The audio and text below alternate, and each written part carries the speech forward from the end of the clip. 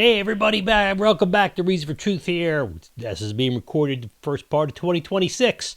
My past teacher and mentor, Dr. Rhodes, in his book, answers a great question, on the big book of Bible answers.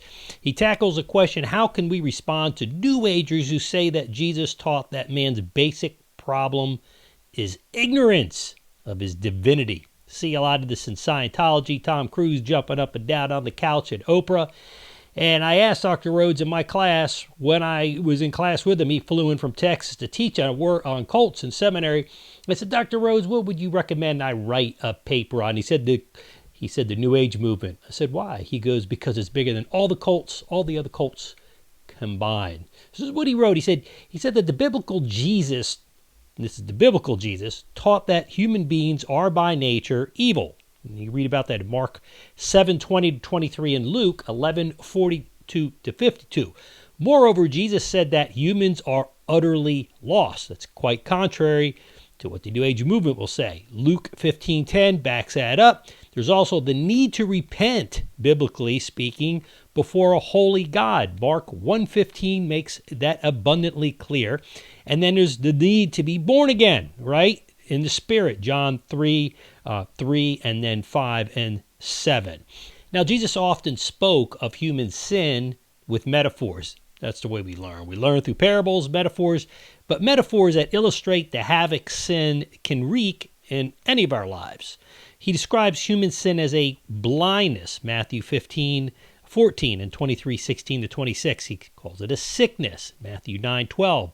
It also talks about being enslaved in bondage as a result, John 8:34, and living in darkness, John 3:19-21.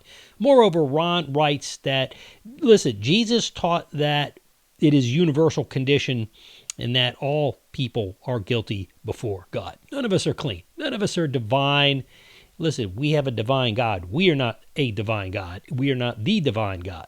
Jesus also taught that it's not only just external acts that render a person guilty of sin, but it's inner thoughts as well. Matthew 5:28. And the inner thoughts, listen, that's where it all starts. He taught that from within the human heart come evil thoughts, sexual immorality, theft, murder, adultery, coveting, wickedness, deceit, sensuality, envy, slander, and pride, and even foolishness. Or my friend James says, tomfoolery.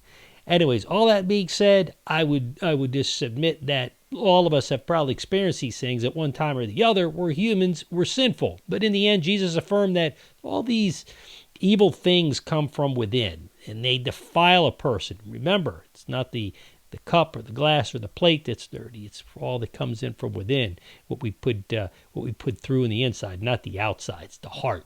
It's not the outside look. Mark 7:21-23 talks about that. And Jesus affirmed that God is fully aware of every person's sins, both external acts and internal thoughts. Nobody gets away with anything in this lifetime.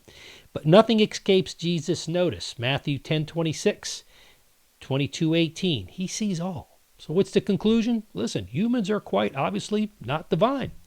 That's the bottom line. Thank you, Dr. Ron Rhodes, for helping us clarify that. Blessings to you.